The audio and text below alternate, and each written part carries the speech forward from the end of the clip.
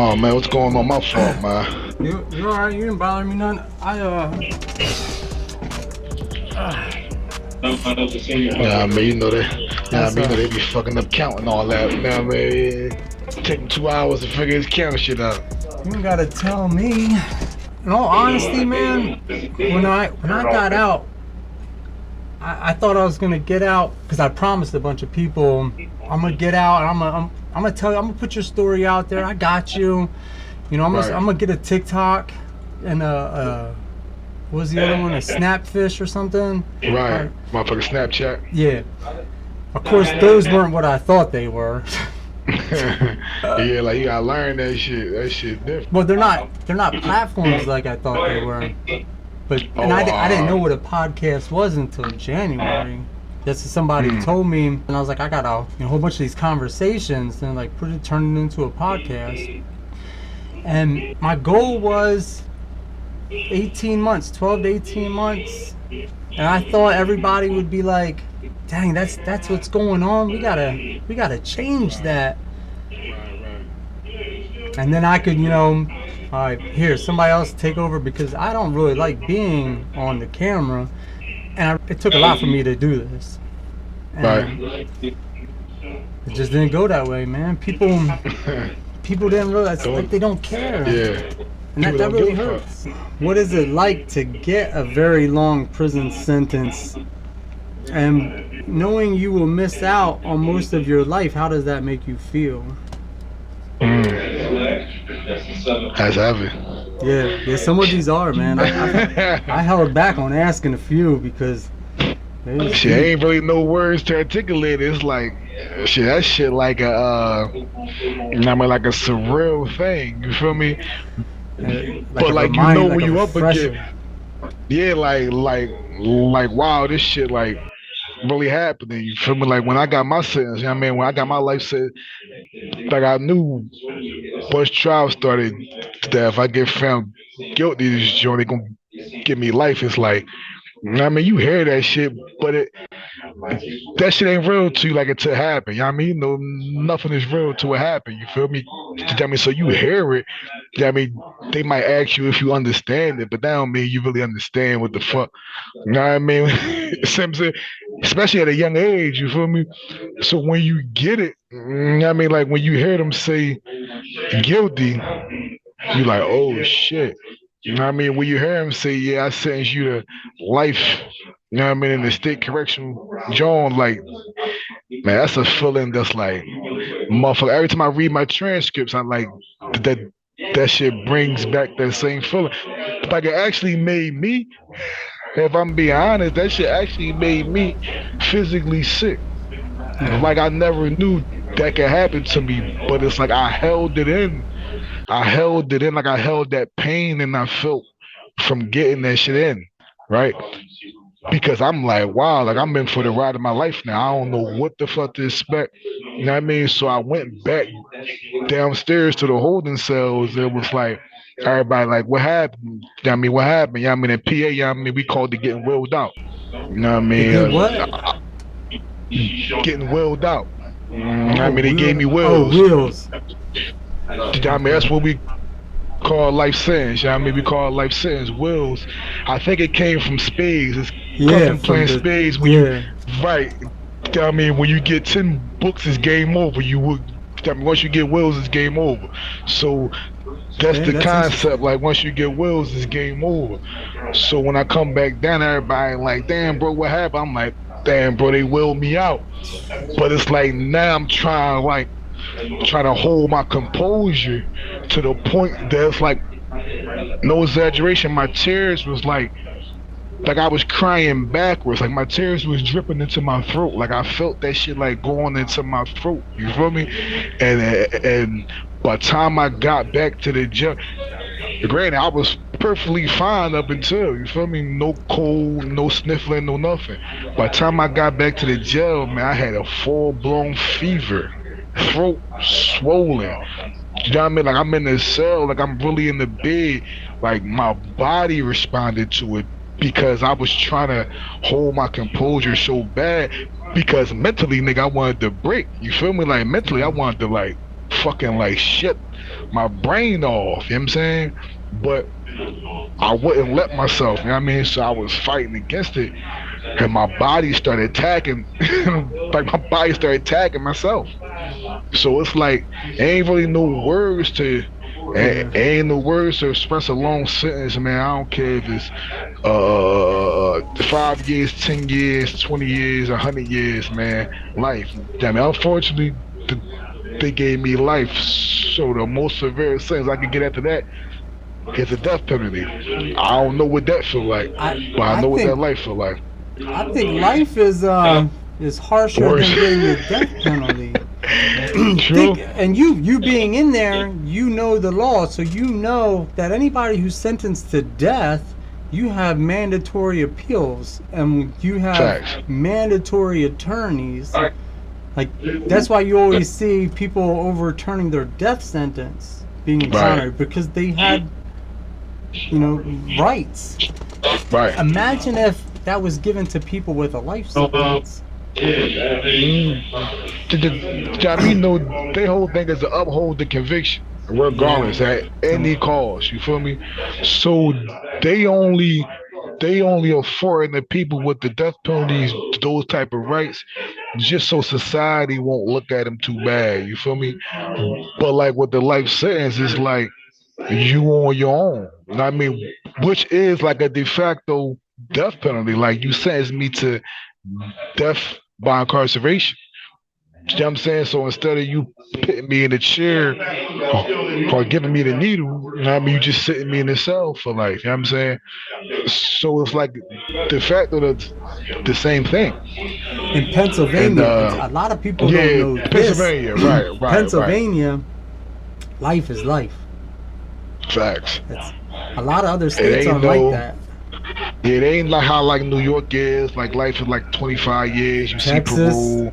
Texas is Texas, like a 20 lot of other states. years. You Yeah, know what I'm saying? Pennsylvania, like one of the few states where like a life sentence is until you die. And till you and, die. and it's a lot of Pennsylvanians who don't even know this, who don't even Yeah. understand this, right? And it's a lot of people who committing these crimes or whatever case may be who don't know this and don't truly understand this. You feel what I'm saying? So it's like we still thinking that we could get paroled. It ain't until you like all the way in too deep that you realize like, huh? Like no, like no parole, no parole. And What you know what I mean, you gotta appeal, you know what I mean, you gotta appeal, you gotta find the issues, and you gotta hope your issues are strong enough to overturn your conviction and things like that. there's always something. You review a case, Always. there's always something, especially in when you go to trial. Do you how old were you when you got sentenced, and how long from the time you were convicted till you got sentenced? All right, so when I first got arrested, I was 23. Yeah, I mean, I was only 23 years old. You know what I mean? I was a young. Uh, I went to trial. It took me 2 years to get the trial. So I got the trial at 25. So when I was 25, I got convicted. I got convicted the first degree murder at 25. I was sentenced to life. How long after you were in jail, after you got sentenced, how long after that did you decide I'm going to appeal or I'm going to start to fight? Oh, Or my was shit was that immediate. immediate? Yeah, like even if you read my trial transcripts, like within my trial transcripts, like I'm telling my folks, like, uh, don't worry, man, stop crying, man. We gonna fight it on the pill. You know what I mean? You feel what I'm saying? So, but that's because once I got arrested, I started to go to the law library in the county while I was fighting my case, and I was trying to figure out this law shit. You know what I mean? Because we ain't never taught this shit in school growing up and things like that. You feel me? So I'm trying to figure this law shit out. And and on some real shit, like when I lost my case, when I got convicted, I had went to Graterford, and I was lost. You feel me? I was lost, even though I said, "Yeah, don't worry, we gonna fight it back on the pill." I was lost. I didn't know where to start because I was in the county trying to learn how to fight my case. I'm learning that from scratch. So once I lost, it's a whole nother ball game now. It's a whole The nother pills. realm you playing in. Right, the appealing process. I knew nothing about the appealing process. So so it's like I had to learn how to walk again, how to talk again. You feel me? So and I wasn't too prideful to go down to the lower library and ask questions and let people know, like, listen, I don't know what I'm doing and I need help, right? Because a lot of people won't do that, right? Because a lot of us, we come from uneducated backgrounds. You feel me? I ain't the smartest motherfucker, but I ain't the dumbest motherfucker either. You feel me? And you know what I mean, I'm grateful that I was able to read and have a little bit of okay reading comprehension, and I wasn't too prideful to say, "Yo, I don't know, I don't know, I need help, I'm lost," because it's about my life now. You feel me? This is something that's like severe. It ain't taken away from it ain't no take away from any victims or anything like this. I mean, it's like this is something severe for me, and I have to figure this out. And I just knew that I didn't know the ins and outs, but I knew that if I didn't figure it out, I got a certain amount of time to figure it out. So I dropped my pride and I went down that joint. I asked questions, man. Yo, what's this, man? What's a pill? Direct appeal. What's that? Man, PCRA? What's a PCRA? How many stages is that? Da, da, da, da. Federal haze. Da, da. And this is how I started to like learn how to appeal my case and what's appealing issues and what's to look for and it's about trying to because it's like everybody has rights here, right? The state has its rights, and you as a defendant, you have your rights too. But a lot of times, the people are like trying to sweep your rights under the rug because of the crime that you was accused of. You feel me? So, and that's the thing about like a DA in Philadelphia, like Larry Krasner, right?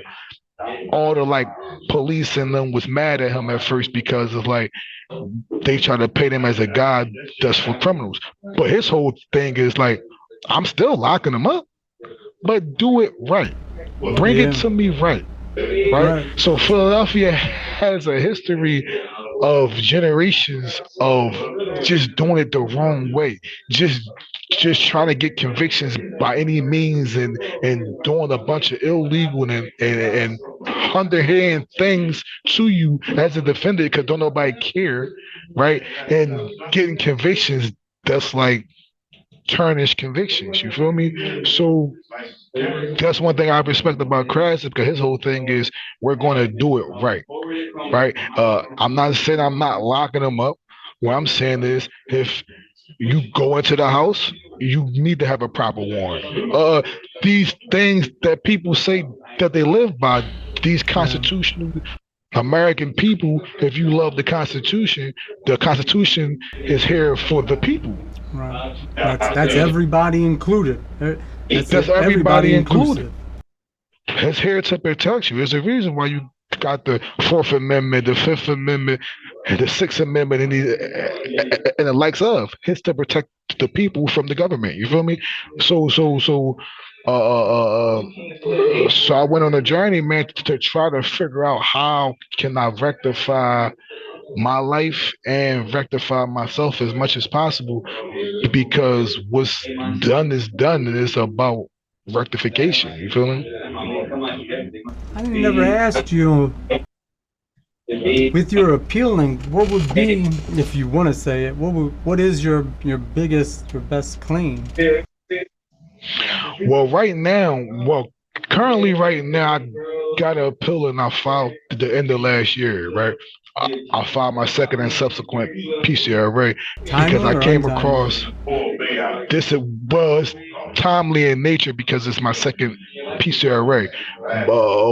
Damn me, so it's untimely in nature because it's over that year, but Are they but the claim construing it is a as untimely, or is that still being well, reviewed?